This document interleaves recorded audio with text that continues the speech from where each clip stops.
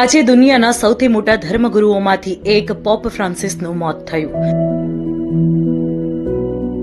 તે Roman Catholic ઈસાઈ ધર્મના પોપ હતા.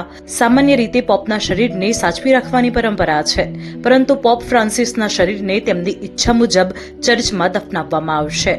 પોપના મોતની જાહેરાત કેવી રીતે થાય છે? નિધન બાદ પોપની વીંટી કેમ તોડવામાં આવે છે? અને નવા પોપની પસંદગી કેવી રીતે થાય છે? જાણીશું ભાસ્કર એક્સપ્લેનરમાં. પરંતુ સૌથી પહેલા જાણીએ કે પોપ ફ્રાન્સિસનું મોત કેવી રીતે થયું. પોપ ફ્રાન્સિસને બ્રોન્કાઇટિસ એટલે કે શ્વાસનળીમાં સોજો આવવાની સમસ્યા હતી, જે બાદ 14 ફેબ્રુઆરીએ તેમને રોમની જેમિલી હોસ્પિટલમાં દાખલ કરવામાં આવ્યા. યુવાનીમાં પ્લુરિસી નામના બીમારીના કારણે પોપના ફેફસાનો એક ભાગ કાઢવો પડ્યો હતો, જેથી અગાઉ પણ તેમને બ્રોન્કાઇટિસની સમસ્યા થઈ હતી. પરંતુ આ વખતે ડોક્ટર્સે કહ્યું કે તેમને બાયલેટરલ ન્યુમોનિયા થયો છે, જે ફેફસાનું ઇન્ફેક્શન છે. આના કારણે તેમનું મોત થઈ ગયું. વેટિકનના સૌથી સિનિયર કાર્ડિનલે પોપના મૃત્યુની પુષ્ટિ કરી છે. કાર્ડિનલ એટલે દુનિયાભરમાં કેથોલિક ચર્ચના મુખ્ય પાદરી. પોપ સિવાય દુનિયામાં 252 પ્રમુખ પાદરી છે, જેમાં સૌથી સિનિયર આઇરિશ મૂળના કાર્ડિનલ કેવિલ ફેરેલ છે.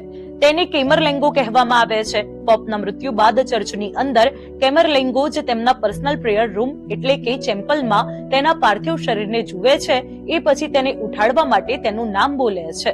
જો કે મૃત્યુ બાદ ડોક્ટર પણ પોપના મોતની અધિકારિક પુષ્ટિ કરે છે. એ પછી પોપની એ વીંટીને પણ તોડી નાખવામાં આવે છે, જેનાથી પોપ ડોક્યુમેન્ટ પર એક પ્રકારની મોહર લગાડતા હતા. આ પછી ચેમ્પલને સીલ કરી દેવામાં આવે છે.